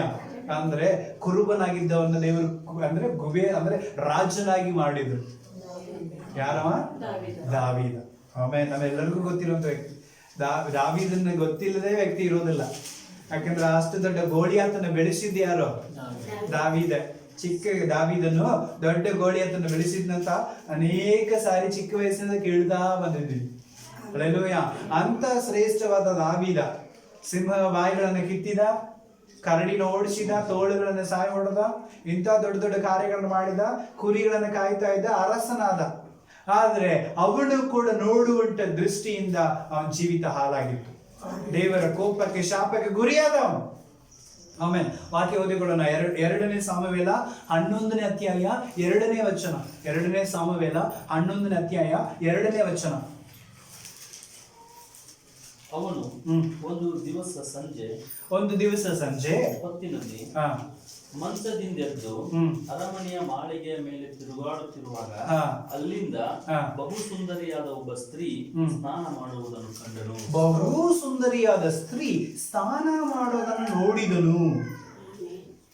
ಆಮೇಲೆ ಕುರಿಗಳನ್ನ ಕಾಯ್ತಿದ್ದು, ಪಾಪ ಅಂದ್ರೆ ಏನಂತಾನೆ ಗೊತ್ತಿಲ್ಲದೆ ದೇವರ ಸ್ತುತಿ ಮಾಡಿಕೊಂಡು, ದೇವರನ್ನ ಆರಾಧನೆ ಮಾಡಿಕೊಂಡು, ದೇವರಿಗಾಗಿ ಜೀವನ ಮಾಡ್ತಿದ್ದಂತ ದಾವೀದ ಈಗ ಎಲ್ಲಿ ಹೋಗಿದ್ದಾನೆ? ಅರಣ್ಮನೆಯಲ್ಲಿ ಮಂಚದಲ್ಲಿ ಮಲಗಿದ್ದಾನೆ. ಎಷ್ಟು ಸೋಮಾರಿ ಬಂದಿದೆ. ಯಾವಾಗಲೂ ಆಕ್ಟಿವ್ ಆಗಿರ್ತಿದ್ದ, ಆಸಕ್ತಿ ಆಗಿರ್ತಿದ್ದ, ಸ್ತುತಿ ಮಾಡ್ತಿದ್ದ, ಕುರಿಗಳಿಂದ ಓಡ್ತಿದ್ದ, ಅಣ್ಣನ ಯುದ್ಧ ಮಾಡ್ಲಿಕ್ಕೆ ಹೋಗಿದ್ದಾನೆ ಅಂದ್ರೆ ಬುತ್ತಿ ತಗೊಂಡು ಹೋಗಿದ್ದ ಕೊಡ್ಲಿಕ್ಕೆ, ಯುದ್ಧ ಹೆಂಗ್ ನಡೀತಿ ಅಷ್ಟೆಲ್ಲ ಇದ್ದವನು ಈಗ ಸ್ಥಾನ ಬಂದ ಮೇಲೆ, ರೊಕ್ಕ ಬಂದ ಮೇಲೆ, ಐಶ್ವರ್ಯ ಬಂದ ಮೇಲೆ ಅವನ ಅಲ್ಲಿ ಯುದ್ಧ ನಡೀತಾ ಇದೆ, ಅರಮನೆಯಲ್ಲಿ ಮಕ್ಕೊಂಡಿದ್ದಾನೆ. ಅದರಲ್ಲೇ ಗೊತ್ತಾಗ್ಬಿಡ್ತು ಅವನು ಎಷ್ಟು ದೇವರಿಂದ ದೂರ ಹೋಗಿದ್ದಾನೆ ಅನ್ನೋದಾಗ. ದೇವರಲ್ಲಿ ಇರುವಾಗ ಆಸಕ್ತಿಯಾಗಿರ್ತೀವಿ, ದೇವರು ನೋಡ್ತಾ ಇರುವಾಗ ಈ ಲೋಕ ಕಾಣೋಂಗಿಲ್ಲ. ಯಾವಾಗ ನಾವು ದೇವರನ್ನ ಮರಿತೀವೋ ನಿದ್ದೆ ಹೆಚ್ಚಾಗ್ಬಿಡತ್ತೆ, ಯಾವಾಗ ನಾವು ದೇವರನ್ನ ಮರಿತೀವೋ ಸುಖ ಹೆಚ್ಚಾಗ್ಬಿಡತ್ತೆ, ಮೈಗಳಿಗೆ ಜಾಸ್ತಿ ಆಗತ್ತೆ. ಅಲ್ಲೂಯ್ಯ, ಇನ್ನೂ ಸ್ವಲ್ಪ ನಿದ್ದೆ, ಇನ್ನೂ ಸ್ವಲ್ಪ ತೂಕಡಿಕೆ ಅಂತ ಮಾಡ್ಕೊಂಡ್ಬಿಟ್ಟಿರ್ತೀವಿ ದೇವರ ನಾವು ಮರೆಯುವಾಗ. ಅದೇ ಆಯ್ತು. ಅಲ್ಲಿ ನೋಡ್ತಾ ಇದ್ರೆ ಯುದ್ಧ ನಡೀತಾ ಇದೆ. ಇವನ್ ನೋಡಿದ್ರೆ ಏನ್ ಮಾಡಿದಾನ? ಆರಾಮಾಗಿ ಮಂಚದಲ್ಲಿ ಹೋಗಿ ಅರಣ್ಮನೆಯಲ್ಲಿ ಮಲ್ಲಿಗೆ ಎದ್ದಿದ್ದಾನೆ. ಅಲ್ಲೆಲೂಯ. ಮಲ್ಲಿಗೆ ಎದ್ದು ಬಂದು ಏನ್ ಮಾಡ್ತಾ ಇದ್ದಾನ? ವರಾಂಡದಲ್ಲಿ ಅಡ್ಡಾಡ್ತಾ ಇರುವಾಗ ಅಲ್ಲಿಂದ ದೃಷ್ಟಿಸ್ತಾ ಇದ್ದಾನೆ. ಯಾವುದೋ ಒಂದು ಸುಂದರವಾದ ಸ್ತ್ರೀ ಅಲ್ಲಿ ಸ್ನಾನ ಮಾಡ್ತಾ ಇರೋದು. ಆಮೇಲೆ ಅಲ್ಲೆಲೂಯ. ಅದು ನೋಡಿ ಅದರಿಂದ ಆಸೆ ಪಟ್ಟು ಆ ಹುಡುಗಿಯ, ಯಾಕಂದ್ರೆ ಅಧಿಕಾರ ಬಂದು ಬಿಟ್ಟಿದೆ, ಪವರ್ ಬಂದಿದೆ, ರೊಕ್ಕ ಬಂದಿದೆ, ರಾಜ ಅವನು ಹೇಳಿದ ನಡಿಲೇಬೇಕು. ಆಮೇಲೆ ನಾವು ಕೂಡ ಹಾಗೆ ಹಿಂಗಿದ್ದ ನಮ್ಮನ್ನ ದೇವರು ಹಿಂಗಿಟ್ಟಿದ ಮೇಲೆ ನಾವು ಅವನ್ನ ಮರ್ತೀವಿ, ಮತ್ತೆ ನಾವು ಅಲ್ಲಿಗೆ ಹೋಗ್ಲಿಕ್ಕೆ ಇಷ್ಟಪಡ್ತೀವಿ. ಹಂಗೆ ಆಯ್ತು ದಾವೀದನ ಜೀವಿತದಲ್ಲಿ. ಎಷ್ಟು ದೇವರ ಕೃಪೆ ಅವನ ಮೇಲೆ ಇತ್ತು. ಆಮೇಲೆ ಹೌದಲ್ಲ, ಕುರಿ ಕಾಯ್ತಾ ಇದ್ದವ. ಇಸ್ರಾಯೇಲ್ ರಾಜ್ಯಕ್ಕೆ, ಇಸ್ರಾಯೇಲ್ ದೇಶಕ್ಕೆ ಏನಾಗ್ದವನು? ರಾಜವಾಗಿ ದೇವರು ಇಟ್ಟಿದ್ದವನು. ಹೆಂಗಿರ್ಬೇಕು? ಯಾವಾಗಲೂ ಜನರ ಬಗ್ಗೆ ಚಿಂತೆ ಮಾಡಬೇಕು, ಯಾವಾಗಲೂ ದೇವರ ಸ್ತುತಿ ಇರಬೇಕು, ಆಲೋಚನೆ ಕೇಳ್ತಾ ಇರ್ಬೇಕು. ಹಂಗಿರ್ಬೇಕಾಗಿದ್ದವನು ಆ ಸ್ಥಾನಕ್ಕೆ ಹೋದ ಮೇಲೆ ನನಗೆ ಅನಿಸುತ್ತೆ ಆ ಸ್ಥಾನ ಚೇಂಜ್ ಬಿಡಿಸುತ್ತೆ ಅಂತ. ನೋಡ್ರಿ, ಬೇಕಂದ್ರೆ ನಮ್ಮವರು ನಮ್ಮ ಜೊತೆ ಇರುವಾಗ ಚೆನ್ನಾಗಿರ್ತಾರೆ. ಒಂದು ಗೌರವ, ಸ್ಥಾನ, ಅಧಿಕಾರ, ಪವರ್ ಅಂತ ಬಂದ ಮೇಲೆ ಆಟೋಮೆಟಿಕ್ ಚೇಂಜ್ ಆಗಿರ್ತಾರೆ. ಆಮೇಲೆ ಅಲ್ಲೆಲ್ಲೂಯ್ಯ, ರೊಕ್ಕ ಬಂದ ಮೇಲೆ ಮನುಷ್ಯ ಚೇಂಜ್ ಆಗ್ತಾನಲ್ಲ, ಅದಕ್ಕೆ ಅರ್ರೆ. ಆಮೇಲೆ ಅಲ್ಲೆಲ್ಲೂಯ್ಯ. ಆಮೇಲೆ ನೋಡ್ರಿ, ನಮ್ಮನ್ನು ನೋಡಂಗಿಲ್ಲ. ಓಕೆ, ಚಾ ಕುಡ್ದು ಹೋಗಿ. ನಾವೇನೋ ಹೆಲ್ಪ್ ಸಿಗತ್ತಂತ ಹೋಗಿರ್ತೀವಿ, ಬಂದ್ರ ನಾನು ಸ್ವಲ್ಪ ಬಿಸಿ ಇದ್ದೀನಿ, ಚಾ ಕುಡ್ದು ಹೋಗಿ. ಆಮೇಲೆ ಮಾತಾಡ್ಲಿಕ್ಕೆ ಬರ್ಸೋತಿರೋದಲ್ಲ ಪ್ರಿಯರೇ. ರೊಕ್ಕ ಬದಲಾಯಿಸುತ್ತೆ, ಪವರ್ ಬದಲಾಯಿಸುತ್ತೆ, ತಾನು ದೊಡ್ಡವನಂತ ಒಂದು ಅಹಂ ಒಳಗೆ ಬಂದು ಬಿಡುತ್ತೆ. ಅಲ್ಲೆಲ್ಲೂಯ್ಯ. ಅರ್ಥ ಆಯ್ತಲ್ಲ? ಹಂಗೆ ಆಯ್ತು ದಾವೀದನ ಜೀವಿತದಲ್ಲಿ. ಚೆನ್ನಾಗಿದ್ದ ಮನುಷ್ಯ ಏಕ್ದಮ್ ಏನಾಗಿದ್ದ? ಚೇಂಜ್ ಆಗ್ಬಿಟ್ಟ. ಆ ಲೇಸಿನೆಸ್ ಅವನ ಜೀವಿತದಲ್ಲಿ ಬಂತು. ಎರಡನೇದು, ಅವನ ಕಣ್ಣು ಕೆಟ್ಟದನ್ನ ಮಾಡ್ಲಿಕ್ಕೆ ಮುಂದೆ ಬಂತು. ಅಲ್ಲಿಂದ ನೋಡ್ತಾನೆ ಒಂದು ಸುಂದರವಾದ ಸ್ತ್ರೀ ಅಲ್ಲಿ ಜಲಕ ಮಾಡ್ತಾ ಇರೋದನ್ನು. ಆಮೇಲೆ ಅವಾಗ ಯಾರ ಹುಡುಗಿ ವಿಚಾರಿಸಲು ಅವಾಗ ಬರ್ತಾ ಇದೆ ಅವನ ಉರಿಯನ್ನ ಹೆಂಡತಿ. ಉರಿಯನ್ನ ಏನಾದ? ಹೆಂಡತಿ. ಉರಿಯ ಒಂದು ಸೈನಿಕ, ಅವನ ಹೆಂಡತಿ. ಪರವಾಗಿಲ್ಲ, ಹತ್ಕೊಂಡು ಬಾ ಹೋಗ್ತೀನಿ. ಆಮೇಲೆ ಅವನ ಯುದ್ಧ ಮಾಡ್ಲಿಕ್ಕೆ ಹೋಗ್ಯಾನ ಪಾಪ. ಹಂಗಾಗಿ ಆಕಿನೇನ್ ಮಾಡಿದ? ತಗೊಂಡ್ ಬಂದ. ಅವ್ರು ತಗೊಂಡ್ ಬಂದ್ರು, ಆಕಿ ಜೊತೆ ಸಂಬಂಧ ಇಟ್ಕೊಂಡ್ಬಿಟ್ರು. ಆಮೇಲೆ ಅಲ್ಲೂಯ್ಯ. ಆಮೇಲೆ ಒಂದು 2-3 ದಿವಸಕ್ಕೆ ಗೊತ್ತಾಗ್ಬಿಡ್ತು ಆಕೀಗ ಪ್ರೆಗ್ನೆಂಟ್ ಆಗ್ಬಿಟ್ರು. ಆಮೇಲೆ ಅಲ್ಲಿಗೆ ಮುಗೀತಾ? ಅಯ್ಯೋ, ಗಂಡ ಊರಾಗಿಲ್ಲ. ಅವನ ಗಂಡ ಎಲ್ಲಿ ಹೋಗ್ಯಾನ? ಯುದ್ಧ ಮಾಡ್ಲಿಕ್ಕೆ ಹೋಗಿದ್ದಾನೆ. ಆದ್ರೆ ಈ ಟೈಮ್ನಲ್ಲಿ ಏನಾಗಿದ್ದಲ್ಲ? ಗರ್ಭಿಣಿ ಆಗಿದ್ದಲ್ಲ. ಹಂಗಾಗಿ ಇದು ಗೊತ್ತಾದ್ರೆ ಸಂಶಯ ಬರುತ್ತೆ, ಬೇಡ.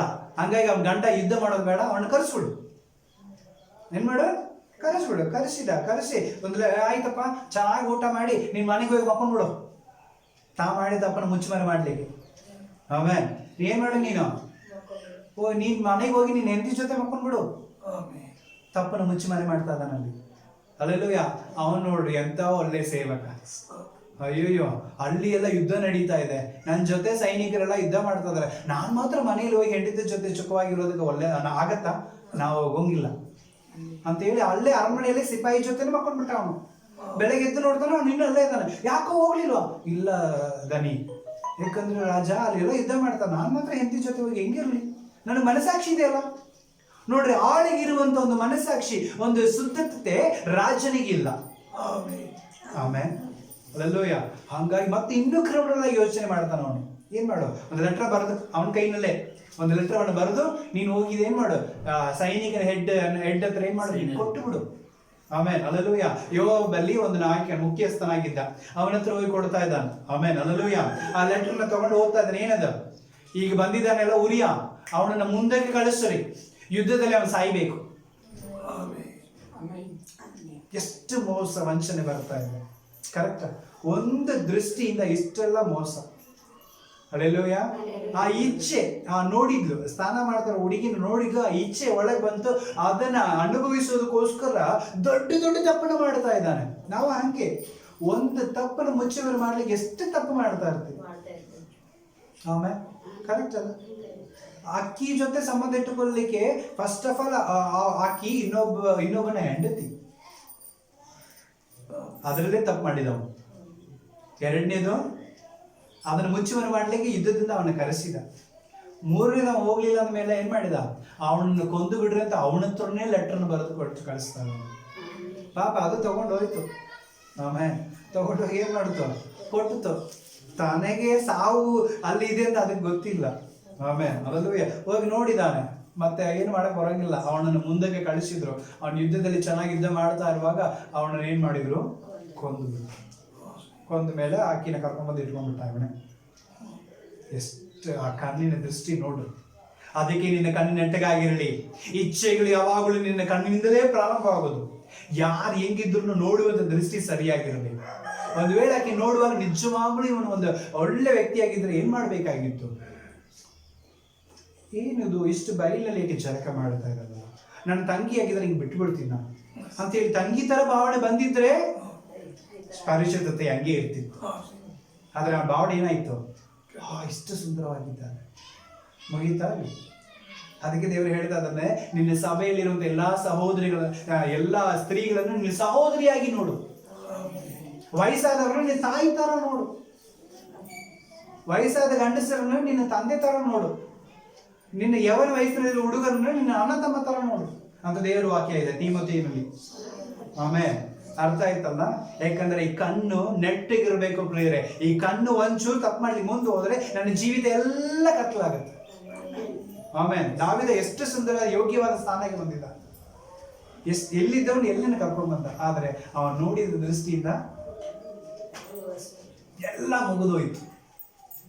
ಅದಕ್ಕೆ ನನ್ನ ಕಣ್ಣು ನೆಟ್ಟಗಾಗಿರ್ಬೇಕು. ಆಮೇಲೆ ನಾಥನ್ ಬರ್ತಾ ಇದ್ದಾನಲ್ಲಿ, ಆಮೇಲೆ ಪ್ರವಾದಿ ಬರ್ತಾ ಇದ್ದಾನೆ, ಬಂದು ಅವನಿಗೆ ಬುದ್ಧಿ ಕಳಿಸ್ತಾ ಇದ್ದಾನೆ. ಅದು ಮನೆಗೆ ಬೇಕಂದ್ರೆ ಹೋಗಿ ನೋಡ್ರಿ ಅವನಿಗೆ ಏನ್ ಗತಿ ಆಗತ್ತೆ, ಏನ್ ಕೇಳಿದ, ಎಷ್ಟು ನಾಜೂಕಾಗಿ ಪ್ರವಾದಿಗಳು ಮಾತಾಡಿದ್ರು ಎಂಬುದ.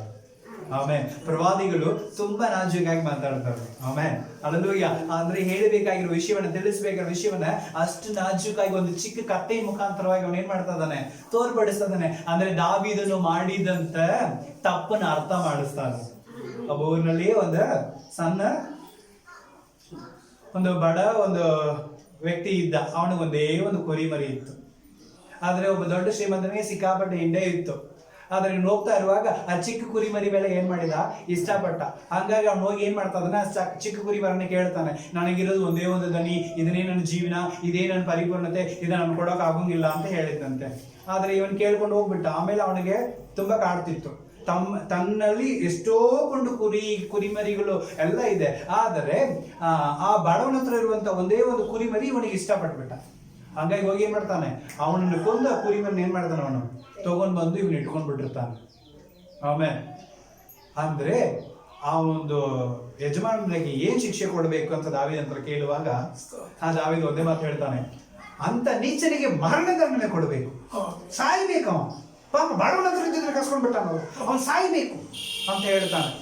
ಆವಾಗ ಆ ನಾಥನ್ ಪ್ರವಾದಿ ಹೇಳ್ತಾ ಇದ್ದಾನೆ, ಅಂದ್ರೆ ಸಾಯ್ಬೇಕಾಗಿರೋ ನೀನೇ. ಆಮೇಲೆ ಅದೆಲ್ಲ ಪಾಪ ಉರಿಯನ ಬಡವ, ಅವನಿಗೆ ಒಂದೇ ಹೆಂಡತಿ ಇದ್ಲು. ಆಮೇಲೆ ಹೆಂಡತಿಗೋಸ್ಕರ ಅವನ್ನೇ ನೀ ಕೊಂದಿಯಲ್ಲ, ನೀ ಸಾಯ್ಬೇಕಾಗ. ಅವಾಗ ಪಶ್ಚಾತ್ತಾಪ ಬರ್ತದೆ, ಅವಾಗ ಅರಿವು ಬರ್ತಾ ಇದೆ, ಅವಾಗ ಓಡಾಡ್ತಾನೆ. ಅಲ್ಲಿ ತನಕ ಮಾಡಿ ತಪ್ಪಂತ ಅನಿಸ್ಲಿಲ್ಲ ಅವನಿಗೆ. ಆಮೇಲೆ ಅಂದ್ರೆ ಅವನ ಕಣ್ಣು ಎಷ್ಟು ಕೆಟ್ಟದಾಗಿತ್ತು. ಅದಕ್ಕೆ ದೇವರು ಆಕೆ ಹೇಳ್ತಾರೆ, ನಿನ್ನ ಕಣ್ಣು ನೆಟ್ಟಗೆ ಇರಲಿ, ನಿನ್ನ ಕಣ್ಣು ನಿನ್ನ ಮುಂದೆ ಇರಲಿ. ನಿನ್ನ ಕಣ್ಣು ಸರಿಯಾಗಿದ್ರೆ ಶರೀರ ಎಲ್ಲ ಬೆಳಕಾಗಿರುತ್ತೆ, ನೀನು ಎಲ್ಲರಿಗೂ ಬೆಳಕಾಗಿರುತ್ತೆ. ಇಲ್ಲ ಅಂದ್ರೆ ಟೋಟಲ್ ಕತ್ತಲೆ. ಆಮೇಲೆ ಇನ್ನೊಂದು ವ್ಯಕ್ತಿ ತುಂಬಾ ಬಲಿಷ್ಠನು, ತುಂಬಾ ಬಲಶಾಲಿ. ದೇವರು ಅವನ ಹುಟ್ಟಿನಲ್ಲಿ ಒಂದು ಪ್ರವಾದನೆಯನ್ನು ಕೊಡ್ತಿದ್ರು. ಯಾರವನು? ಸಿಂಸೋನ್. ಆಮೇಲೆ ಹಲ್ಲೆಲೂಯಾ. ಒಳ್ಳೆ ಅವನಿಗೆ ಟ್ಯಾಲೆಂಟ್ ಸಿಕ್ಕಾಪಟ್ಟೆ ಬಲ ರೀ. ಅವನು WWE ನಲ್ಲಿ ನೋಡ್ತೀವಲ್ಲ ಅಂತ ಒಂದು ಬಾಡಿ ಬಿಲ್ಡರ್ ಅವ ಆವಾಗ್ಲೇ. ಆಮೇಲೆ ಹಲ್ಲೆಲೂಯಾ ಅಂತ ಒಂದು ವ್ಯಕ್ತಿ. ವಾಕ್ಯ ಓದಿಕೊಳ್ಳೋಣ. ಅವನು ಎಂತ ಮಾಡಿದಂತ ನ್ಯಾಯಸ್ಥಾಪಕಗಳು 16ನೇ ಅಧ್ಯಾಯ 1ನೇ ವಚನ.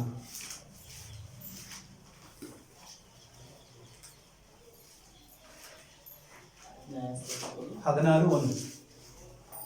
ಆಗ ಸಂಸೋನನು ಗಾಜಕ್ಕೆ ಹೋಗಿ ಅಲ್ಲಿ ಒಬ್ಬ ಜಾರ ಸ್ತ್ರೀಯನ್ನು ಕಂಡು ಅವಳ ಬಳಿಗೆ ಹೋದನು. ಅಲ್ಲಿ ಒಂದು ಜಾರ ಸ್ತ್ರೀಯನ್ನ ಕಂಡು ಅವಳ ಬಳಿಗೆ ಹೋದನು. ಸಾಕು. ಸಿಂಸೋನನು ತುಂಬಾ ಬಲಿಷ್ಠನು, ಅಂದ್ರೆ ಪ್ರವಾದಿಯಿಂದ ಹುಟ್ಟಿದ ಮಗ ಸಿಂಸೋನ. ಮಕ್ಕಳಿಲ್ಲ ಅಂತ ಕೊರಗ್ತಾ ಇದ್ದವರಿಗೆ ಹುಟ್ಟಿದಂತ ಮಗ ಸಿಂಸೋನ. ಅವನಿಂದ ಜನರನ್ನ ರಕ್ಷಣೆ ಮಾಡ್ಲಿಕ್ಕಾಗಿ ದೇವರು ಅನೇಕ ಯೋಚನೆಗಳನ್ನು ಮಾಡಿದ್ದು ಅವನನ್ನ ಮುಖಾಂತರವಾಗಿ. ಆಮೇಲೆ ನಾವು ದೇವರಲ್ಲಿ ಕ್ರಿಸ್ತನಲ್ಲಿ ಹುಟ್ಟೋದಕ್ಕೆ ಮುಂಚಿತವಾಗಿ, ಸಭೆಗೆ ಬರೋದು ಮುಂಚಿತವಾಗಿ, ದೇವರ ನಮ್ಮನ್ನು ಕರೆಯೋದು ಮುಂಚಿತವಾಗಿ ನಮ್ಮಲ್ಲಿ ಅನೇಕ ಪ್ಲಾನ್ಗಳನ್ನು ದೇವರು ಮಾಡಿರ್ತಾನೆ. ಇವನ್ ಅದಕ್ಕೆ ಸೆಟ್ ಆಗಿರ್ತಾನೆ, ಇದಕ್ಕೆ ಸೆಟ್ ಆಗಿರ್ತಾನೆ, ಇವನ್ ಅದಕ್ಕೆ ಪರ್ಫೆಕ್ಟ್ ಆಗಿರ್ತಾನೆ ಅಂತ ಹೇಳಿ ಆಲೋಚನೆ ಮಾಡ್ಕೊಂಡು ಕರೆದಿರ್ತಾನೆ ಪ್ರಿಯರ. ಸಿಂಸೋನ್ ದೇವರು ಹಂಗೆ ಮಾಡಿದ್ರು. ಅವನು ಒಳ್ಳೆ ಏನ್ ಮಾಡ್ತಾನೆ, ಬಲಿಷ್ಠನಾಗಿ ಬರ್ತಾನೆ. ಇಸ್ರಾಯೇಲ್ ರಕ್ಷಿಸೋದಕ್ಕಾಗಿ ಅವನು ಹುಟ್ಟಿದ್ದಾನೆ. ಆಮೇಲೆ ತಂದೆ ತಾಯಿಗಳಿಗೆ ಪ್ರವಾದನೆ ಮುಖಾಂತರವಾಗಿ ಮುಂಚೆನೆ ದೇವರ ಹೆಸರಿಟ್ರು ಅವನಿಗೆ ಸಿಂಸೋನ್ ಎಂಬುದಾಗಿ ಹೆಸರಿಡಬೇಕೆಂಬುದಾಗಿ ದೇವರ ಹೆಸರಿಟ್ರು ಅವನಿಗೆ. ಅಂತವನು ಚೆನ್ನಾಗಿದ್ದವನು ಏನಾಗ್ತಾ ಇದ್ದಾನೆ, ಜಾರ ಸ್ತ್ರೀಯನ್ನ ಕಂಡು ತನ್ನ ಜೀವಿತವನ್ನು ಹಾಳು ಮಾಡಿಕೊಳ್ಳುತ್ತಾನೆ. ಆಮೇಲೆ ಅಲ್ಲೆಲ್ಲೂಯ್ಯ. ಅರ್ಥ ಆಯ್ತಲ್ಲ, ಅವನನ್ನು ದೇವರು ಎಂತ ದೊಡ್ಡ ರಕ್ಷಣೆಗೋಸ್ಕರ ಇಟ್ಟಿದ್ರು, ಆದ್ರೆ ಅವನು ವೇಷಿಯನ್ನ ಕಂಡು ತನ್ನ ಜೀವಿತವನ್ನು ಹಾಳು ಮಾಡಿಕೊಂಡ. ಆಮೇಲೆ ಅಲ್ಲೆಲ್ಲೂಯ್ಯ. ವೇಷಿಗಳನ್ನು ಕಂಡು ಏನ್ ಮಾಡಿದ, ಜೀವಿತವನ್ನು ಹಾಳು ಮಾಡಿದ. ಅಲ್ಲೆಲ್ಲೂಯ್ಯ. ಒಬ್ಬಾಕಿನ ಇಷ್ಟಪಡ್ತಾನೆ, ಆಮೇಲೆ ಅವಳ ಜೊತೆ ಇಷ್ಟಪಟ್ಟು ಅವಳ ಜೊತೆ ಹೋಗಿರ್ತಾನೆ, ಅವಳನ್ನ ಯೂಸ್ ಮಾಡ್ಕೊಳ್ತಾರೆ. ಅವನನ್ನ ಏನ್ ಮಾಡ್ಬೇಕು, ಕೊಳ್ಳಲೇಬೇಕು. ಅವನ ಹೆಂಗ್ ಮಾಡಿದ್ರೆ ಅವ್ನು ಕೊಳ್ಳಕ್ ಆಗೋದಿಲ್ಲ, ಅಂತ ಪವರ್ ಅವನಿಗೆ. ಆಮೇಲೆ ಹಂಗಾಗಿ ಹೆಂಗಾದ್ ಮಾಡಿ ಅವನ ಕೊಲ್ಲಬೇಕು. ನಿನ್ನ ಹತ್ರ ಮಕ್ಕೊಂಡಿರುವಾಗ ಅವನಲ್ಲಿ ವೀಕ್ನೆಸ್ ಏನಿದೆ ತಿಳ್ಕೊಂಡು ನನಗೆ ಹೇಳು. ಆಮೇಲೆ ಕರೆಕ್ಟ್ ಅಲ್ಲ, ವೀಕ್ನೆಸ್ ನನಗೇನ್ ಮಾಡು. ಎಷ್ಟು ಚೆನ್ನಾಗಿ ಆದ್ರೆ ಈ ಲೋಕವು ಏನ್ ಮಾಡುತ್ತೆ, ದೇವರ ಮಕ್ಕಳನ್ನ ಟರ್ನ್ ಮಾಡ್ತಾ ಇರತ್ತೆ ನೋಡಿ. ಆಶೆ ತೋರಿಸಿ ಮೋಸ ಮಾಡುತ್ತೆ ಈ ಲೋಕ. ಅದಕ್ಕೆ ನಿನ್ನ ಕಣ್ಣು ಹೆಂಗಿರ್ಬೇಕು. ಅದೆಲ್ಲೋ ಹೋಗಿ ಆಕಿ ಮಡಿಯಲ್ಲಿ ಹೋಗಿ ಬಿದ್ದ ತಕ್ಷಣ ಆಕಿ ಹತ್ರ ಎಲ್ಲ ಬಿಚ್ಚಿ ಮಾತಾಡ್ತಾರೆ. ನಿನ್ ಬಲ ಎಲ್ಲಿದೆಯೇ ಹೇಳು ಅಂತ ಆಕಿ ಕೇಳೋದು. ನನ್ನ ಬಲನ ಆಯ್ತು. ನಾನು ಏನ್ ಮಾಡಿದೆ, ಒಂದು ಹಸಿ ಕಟ್ಟಿಗೆ ಏನೋ ಸಮಥಿಂಗ್ ಹಗ್ಗ ತಗೊಂಡು ನನ್ನ ಕಟ್ಟಿದ್ರೆ ಏನಾಗುತ್ತೆ, ನನ್ನ ಬಲ ಎಲ್ಲ ಹೋಗ್ಬಿಡುತ್ತೆ, ನಾನು ಈಸಿಯಾಗಿ ಕೊಂದು ಬಿಡ್ಬೋದು. ಅದೇ ಪ್ರಕಾರ ತಗೊಂಡು ಏನ್ ಮಾಡ್ತಾಳೆ ಆಕಿ, ಕಟ್ತಾಳ. ಬೆಳೆಸಿದ್ರು ಬಂದ್ರು ಟಕ್ಕನೆ ಹೇಳ್ತಾನೆ, ಎಲ್ಲ ಬಿಚ್ಚೋಗ್ಬಿಡ್ತು. ಸುಳ್ಳು ಹೇಳಿದೀನಿ ನನ್ನ ಹತ್ರ, ಸರಿ ಆಯ್ತು ಬಿಡು. ನನ್ನ ಬಲ ಹೊಸ ದಾರ ತಗೊಂಡು ಕಟ್ಟಿದ್ರೆ ಆ ಹೊಸ ದಾರದಿಂದ ನನಗೆ ಕಂಟ್ರೋಲ್ ಮಾಡಬಹುದು. ಆಕೆ ಅದೇ ತರ ಮಾಡ್ತಾಳೆ. ಅಂದ್ರೆ ಅಷ್ಟು ಕೂಡ ಗೊತ್ತಿಲ್ಲದೆ ಮಕ್ಕೊಂಡ ನೋಡ್ರವ, ಎಷ್ಟು ಮೋಹ ಅವನಲ್ಲಿ ಇರ್ಬೇಕು, ಎಷ್ಟು ಆಸೆ ಅವನಲ್ಲಿ ಇರ್ಬೇಕು. ಆಮೇಲೆ ಕಟ್ಟಿ ಹಾಕಿದ್ಲು. ಬೆಳೆಸಿದ್ರು ಬಂದ್ರು, ಮತ್ತೆ ಹೇಳ್ತಾನೆ ಅದು ಹಿಂಗೆ ಬೂದಿ ಸುಟ್ಟು ಹೋದಂಗೆ ಟಕ್ ಎಲ್ಲ ಸುಟ್ಟು ಹೋಗ್ಬಿಡುದು. ಆಮೇಲೆ ಈಗಲೂ ನನಗೆ ಮೋಸ ಮಾಡಿದಿ. ಇಲ್ಲ ಬಿಡು ಇನ್ಮೇಲೆ ಮಾಡಾಗಲ್ಲ. ನನ್ನ ತಲೆಯಲ್ಲಿ ಏನ್ ಮಾಡೋದು, ಒಂದು ಜಡೆ ಹಾಕಿ ಅದನ್ನ ಮೊಳೆ ತಗೊಂಡು ಹೊಡೆದ್ರೆ ನನ್ನ ಬಲೆಲ್ಲ ಹೋಗ್ಬಿಡತ್ತೆ. ಆಮೇಲೆ ಅಲ್ಲೆಲ್ಲೋ ಹೌದಾ, ಅಷ್ಟೇ ಮಾಡಿದ್ಲು. ಜಡೆ ಹಾಕಿದ್ರು, ತಗೊಂಡು ಹಂಗೆ ತಗೊಂಡು ಹೊಡೆದ್ಲು. ಅವಾಗ ಪೆಲಿಸ್ರು ಬಂದ್ರು, ಟಕ್ಕನ್ ಬರ್ತಾನೆ ಅದೆಲ್ಲ ಕಿತ್ಕೊಂಡು ಬಂದ್ಬಿಡ್ತು. ಈಗಲೂ ನನಗೆ ಮೋಸ ಮಾಡಿದ್ವಿ. ಕೊನೆಗೆ ಆಕಿ ಕಾಟ ತಡಿಲಿಕ್ಕೆ ಆಗದೆ ಅವನು ನಿಜವಾಗಿದ್ರೆ ಏನ್ ಮಾಡಿದ, ಹೇಳಿದ, ನಾನು ಹುಟ್ಟಿದ ದಿನದಿಂದ ಇಲ್ಲಿವರೆಗೆ ನನ್ನ ತಲೆಯಲ್ಲಿ ಶವರ ಕತ್ತಿ ಹಾಕ್ಲೇ ಇಲ್ಲ. ಒಂದು ವೇಳೆ ನನ್ನ ತಲೆಯನ್ನ ಬೋಳಿಸಿದ್ರೆ ನನ್ನ ಬಲ ಹೋಗತ್ತೆ. ಆಮೇಲೆ ಅದೇ ಪ್ರಕಾರ ಅವನು ಆಕಿ ಮಡಗಿರುವಾಗ ತಲೆಗೆ ಫುಲ್ಲ ಬೋಳಿಸಿದ್ರು. ಆವಾಗ ಒಂದು ಪೆಲಿಸ್ರು ಬಂದವ್ರು ತಾನೆ ಎದ್ದು ಹೋಗ್ಲಿಕ್ಕೆ ಆಗ್ಲಿಲ್ಲ. ಅವನು ಈಸಿಯಾಗಿ ಅವನನ್ನ ಒಂದು ಕೂಸನ್ನ ಹಿಡ್ಕೊಂಡು ಹೋಗ್ಬಿಟ್ರು. ಅಲ್ಲಿ ತನಕ ಯಾವ ಬಂದರೂ ಅವನು ಮುಟ್ಲಿಕ್ಕೆ ಆಗ್ತಿದ್ದಿಲ್ಲ. ಆಮೇಲೆ ಕಾರಣ ಬೇಷಿಯನ್ನ ಕಂಡು ಅವನ ದೃಷ್ಟಿಸಿ ಅವನು ನೋಡಿದಂತ ನೋಟ ಅದು ಸರಿಯಾಗಿಲ್ಲ. ಪ್ರಿಯರೇ, ದೇವರು ನಿಮ್ಮನ್ನು ಎಷ್ಟು ಪ್ಲಾನ್ ಮಾಡ್ಕೊಂಡು ಕರೆದಿದ್ದಾನೆ. ದೇವರು ನಿಮ್ಮ ಮೇಲೆ ಎಷ್ಟು ಆಲೋಚನೆ ಇಟ್ಟುಕೊಂಡು ಕರೆದಿದ್ರು. ದೇವರು ನಿಮ್ಮನ್ನು ಕರೆಯುವಾಗ ಇವರು ನಮಗೆ ಎಷ್ಟು ಯೂಸ್ ಆಗ್ತಾರಂತ ಕರೆದಿರ್ತಾರಲ್ಲ, ನಿಮ್ಮಲ್ಲಿ ಎಷ್ಟು ತಾಲಂತಗಳನ್ನು ಕೊಟ್ಟು ಕರೆದಿರ್ತಾರೆ. ಆದರೆ ನಿನ್ನ ದೃಷ್ಟಿಯಿಂದ, ನಿನ್ನ ನೋಟದಿಂದ ನೀನು ಎಲ್ಲವನ್ನು ಕಳೆದುಕೊಂಡಿರ್ತಿ. ಆಮೇಲೆ ಆದ ಕಾರಣ ನೋಡುವಂತ ನೋಟ ಸರಿಯಾಗಿರ್ಬೇಕು. ಆಮೇಲೆ ನಮ್ಮ ನೋಡುವಂತ ನೋಟ ಹೆಂಗಿರ್ಬೇಕ್ರಿ, ಸರಿಯಾಗಿರ್ಬೇಕು. ಆ ನೋಟ ಸರಿಯಾಗಿದ್ರೆ ನಮ್ಮ ಶರೀರ ಏನಾಗತ್ತೆ, ಸರಿಯಾಗಿರುತ್ತೆ. ಅದಕ್ಕೆ ಜ್ಞಾನೋಕ್ತಿ 4ನೇ ಅಧ್ಯಾಯದಲ್ಲಿ 25ನೇ ವಚನದಲ್ಲಿ ಹೇಳಿರೋ ಪ್ರಕಾರ ನಿನ್ನ ಕಣ್ಣುಗಳು ನೆಟ್ಟಗೆ ಇರಲಿ. ನಿನ್ನ ಕಣ್ಣುಗಳು ಹೆಂಗಿರ್ಲಿ, ನೆಟ್ಟಗೆ ಇರಲಿ. ಪಾಪ ಮಾಡ್ಲಿಕ್ಕೆ, ತಪ್ಪು ಮಾಡ್ಲಿಕ್ಕೆ ಈ ಲೋಕದಲ್ಲಿರುವಂತ ಆಶೆ, ಹಣ ಎಲ್ಲ ತೋರಿಸ್ಕೊಂಡು ಬರುತ್ತೆ. ಆದ್ರೆ ನಿನ್ನ ಕಣ್ಣು ನೆಟ್ಟಗಾಗ್ಲಿ, ಎದಕ್ಕೂ ಮರಲಾಗಬಾರ್ದು. ಅರ್ಥ ಆಗ್ತಾ ಇದೆಯಾ? ನೀನು ಎದಕ್ಕೂ ಮರಲಾಗಬಾರ್ದು. ಯಾಕಂದ್ರೆ ನಿನ್ನ ಕಣ್ಣನ್ನು ಕೊಟ್ಟಿದ್ದು ದೇವರು. ನಿನ್ನ ಕಣ್ಣುಗಳು ದೇವರನ್ನು ದೃಷ್ಟಿಸಲಿ. ಆಮೇಲೆ ನಿನಗೆ ಯಾವುದನ್ನು ಕೊಟ್ಟಿದ್ದಾನೆ ಅದು ನನಗೆ ಯೋಗ್ಯವಾಗಿ ಕೊಟ್ಟಿದ್ದಾನೆ. ನಿನ್ನ ಕಣ್ಣು ನೆಟ್ಟಿಗೆ ಇರಲಿ, ನಿನ್ನ ಕಣ್ಣು ನಿನ್ನ ಮುಂದೆನೇ ಇರಲಿ. ಈ ನಿನ್ನ ಕಣ್ಣು ಒಂಚೂರು ತಪ್ಪಾಯ್ತಂದ್ರೆ ಟೋಟಲ್ ಜೀವಿತ ಹಾಳಾಗುತ್ತೆ. ದಾವಿದನು, ಹವ್ವಳು ಮತ್ತೆ ಸಿಂಸೋನ ಜೀವಿತದಲ್ಲಿ ಎಷ್ಟು ಆಶೀರ್ವಾದಗಳನ್ನು ಕಳೆದುಕೊಂಡ್ರು. ದೇವರು ಅವ್ರನ್ನ ಎಷ್ಟರ ಯೂಸ್ ಮಾಡಿದ್ರು. ಫಸ್ಟ್ ದೇವರು ಉಂಟು ಮಾಡಿದವಳು ಅವಳಿಂದ ಅವಳು ಹಾಳಾದ. ದಾವಿದನು ಕುರಿ ಕಾಯ್ತದವನ ಏನದ, ಆದ್ರೆ ಅವನ ದೃಷ್ಟಿಯಿಂದ ಹಾಳಾದ, ಪರಿಶುದ್ಧತೆ ಹೋಯ್ತು. ಆಮೇಲೆ ಸಿಂಸೋನ, ಹಲ್ಲೆಲೂಯಾ, ಅವನೇನಾದ್ನು ಎಷ್ಟು ಬಲಶಾಲಿಯಾಗಿ ದೇವರು ಮುಂಚಿತವಾಗಿ ಹೆಸರು ತಾಯಿನ ಹೊಟ್ಟೆನಲ್ಲಿ ಬರೋದಕ್ಕಿಂತ ಮುಂಚಿತವಾಗಿ ತಂದೆದಾಗಲ ಕಳಿಸು ನಿಮಗೆ. ಅಂದ್ರೆ ವಯಸ್ಸಾದವರು ಮಕ್ಕಳಾಗೋದಿಲ್ಲ ಅಂತ ನಿರೀಕ್ಷೆಯಲ್ಲಿ ಇದ್ದವರಿಗೆ ನಿನ್ನ ಒಂದು ಮಗು ಹಾಗೇ ಆಗುತ್ತೆ. ಅವನಿಗೆ ಏನ್ ಮಾಡ್ಬೇಕು, ಅವನೇ ಇಸ್ರಾಯೇಲ್ ರಕ್ಷಿಸ್ತಾನೆ. ಅವನಿಗೆ ಸಿಂಸೋನ್ ಅಂತ ಹೆಸರಿಡ್ರಿ ಅಂತ ಹೇಳಿದ್ರು. ಅಂತ ಒಂದು ಪ್ರವಾದನೆ ಮಾತುಗಳನ್ನು ಕೊಟ್ಟು ಕರೆದು. ಆದ್ರೆ ಅವನ್ ವೇಷಿನ ಕಂಡು ಏನ್ ಮಾಡಿದ, ನಾವು ನೋಡುವಂತ ದೃಷ್ಟಿ ಸರಿಯಾಗಿಲ್ಲ ಅಂದ್ರೆ ನಾವು ಎಲ್ಲದರಲ್ಲಿ ತಪ್ಪಿ ಹೋಗ್ತಾನೆ ಇರ್ತೀವಿ. ಈ ಲೋಕವನ್ನು ದಯವಿಟ್ಟು ನೋಡಕ್ ಹೋಗ್ಬೇಡಿ. ಈ ಲೋಕ ನಮ್ಮನ್ನು ಮರಳು ಮಾಡುತ್ತೆ, ಆಸೆ ತೋರಿಸುತ್ತೆ, ಅಂದ್ರೆ ಇನ್ನೂ ಹೆಚ್ಚಾಗಿ ಮೋಹನ ಉಂಟು ಮಾಡುತ್ತೆ. ಹಲ್ಲೆಲೂಯಾ. ಆದ್ರೆ ನನ್ನ ಕಣ್ಣು ನೆಟ್ಟಗಾಗಿರೋದಾದ್ರೆ ಯಾವುದಕ್ಕೂ ನಾವು ಬೀಳೋದೇ ಇಲ್ಲ. ಆಮೇಲೆ ನಾವು ಬೆಳಕಾಗಿ, ನಾವೆಲ್ಲ ಯಾರು, ಬೆಳಕಿನ ಮಕ್ಕಳು. ನಾವೆಲ್ಲ ಯಾರೇ, ಬೆಳಕಿನ ಮಕ್ಕಳು, ಬೆಳಕಿಗೆ ಸಂಬಂಧಪಟ್ಟವರು. ಕತ್ತಲೆಯನ್ನು ಎಂದಿಗೆ ನಾವು ಏನ್ ಮಾಡಬಾರ್ದು, ನೋಡಲೇಬಾರ್ದು. ಪ್ರಾರ್ಥನೆ ಮಾಡೋದು, ದೇವರ ಸಮ್ಮುಖದಲ್ಲಿ ಕಣ್ಣುಗಳನ್ನು ಮುಚ್ಚಿದವರಾಗಿ ನಾವು ಪ್ರಾರ್ಥನೆ ಮಾಡಿಕೊಳ್ಳೋಣ. ಸ್ತೋತ್ರ ಸ್ವಾಮಿ. ತಂದೆಯಾದ ದೇವರೇ, ಕುಮಾರನ ದೇವರೇ, ಪರಿಶುದ್ಧಾತ್ಮ ದೇವರೇ, ತ್ರಿಯೇಕ ದೇವರೇ, ನಿನ್ನ ನಾಮಕ್ಕೆ ಸ್ತೋತ್ರವಾಗಲಿ. ನೀನು ಒಳ್ಳೆಯದನ್ನು ಮಾತ್ರ ಮಾಡುವುದು ದೇವರು. ವಿಶೇಷವಾಗಿ ಒಂದು ಸಮಯದಲ್ಲಿ ಅಪ್ಪ ನೀನು ಹೇಳಿದಂತ ಈ ಒಂದು ಮಾತುಗಳಿಗಾಗಿ ಸ್ತೋತ್ರ. ನಮ್ಮ ಕಣ್ಣು ನೆಟ್ಟಗೆ ಇರಲಿ ಸ್ವಾಮಿ. ಕರ್ತನೆ, ನಮ್ಮ ಕಣ್ಣು ಸರಿಯಾಗಿರಲಿ.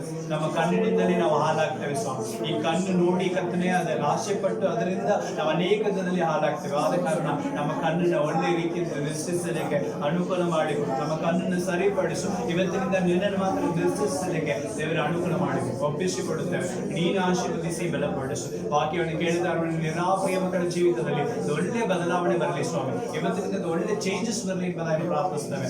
ಆಶೀರ್ವದಿಸು. ಎಲ್ಲಾ ಪ್ರಾರ್ಥನೆ ಕೇಳಿದಕ್ಕಾಗಿ ಸ್ತೋತ್ರ. ಯೇಸು ಕ್ರಿಸ್ತನ ಮುದ್ದಾದ ನಾಮದಲ್ಲಿ ಪರಿಶುದ್ಧಾತ್ಮನೇ ನಿನ್ನ ಸಹಾಯದೊಂದಿಗೆ ಪ್ರಾರ್ಥನೆ ಬೇಡಿ ಹೊಂದುತ್ತಾ ಇದ್ದೇವೆ. ನಮ್ಮ ಜೀವವನ್ನು ಸ್ವರ್ಗೀಯ ತಂದೆಯಾದ ದೇವರೇ. Amen. Amen. God bless you.